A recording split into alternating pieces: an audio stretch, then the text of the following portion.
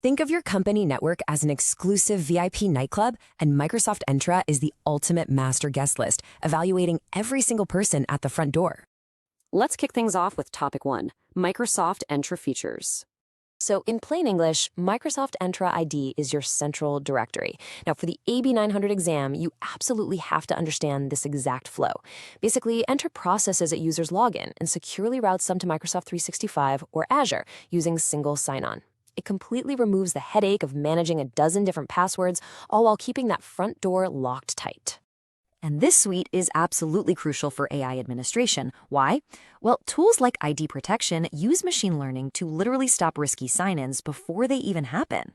Meanwhile, permissions management enforces this idea of least privilege across all your cloud environments, whether that's Azure, AWS, or Google Cloud. It ensures users don't just accumulate excessive access rates over time. Moving right along to topic 2, conditional access policies. Imagine a security guard at a massive logistics warehouse. They don't just check your ID badge, right? They also check if you're actually wearing a hard hat and verify what time your shift starts. Technically speaking, that's exactly what conditional access is. It's the dynamic policy engine right at the heart of the Zero Trust model. It makes access decisions based on real-time context, not just static passwords. We're moving way beyond simply trusting a basic username and password combo. So, the system is constantly evaluating a whole bunch of real-time signals. For instance, it checks whether a user is logging in from an unmanaged personal laptop, or if they're suddenly trying to sign in from a high-risk geographic region half a world away. Let's walk through how this flows in the real world. Say an external contractor tries to access some sensitive corporate data. The system pulls all those real-time signals we just talked about, the policy engine evaluates the risk level, and then the system automatically demands multi-factor authentication before it actually grants an access decision. It's security that adapts completely on the fly. In a real-world Windows 365 cloud PC scenario, this translates to a very specific step-by-step process. First, the user signs in. Next, their device has to pass an Intune compliance check, then they complete MFA, and finally, access is granted. For your AB 900 prep, definitely remember that IT administrators rely on a feature called the what-if tool. They use it to validate that this entire workflow functions perfectly in a simulation, making sure they don't accidentally lock out legitimate users.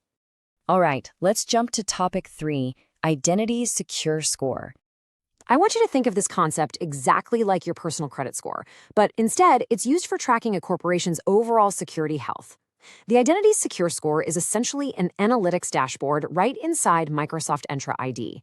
It prioritizes recommendations to help you reduce identity-related threats, and it shows you exactly what needs to be fixed first, all based on Microsoft's massive threat intelligence network. Now, for the AB 900 exam, you need to know that administrators manage these improvement actions using 4 key status options. This gives them a lot of flexibility because, let's face it, diverse IT environments are complicated. Not every single recommendation is going to fit every business perfectly.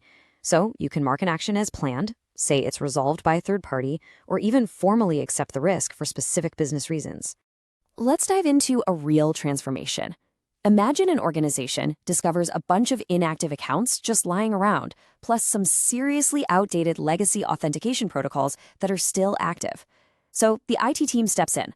They remove those stale accounts, and they use conditional access to completely block that legacy off.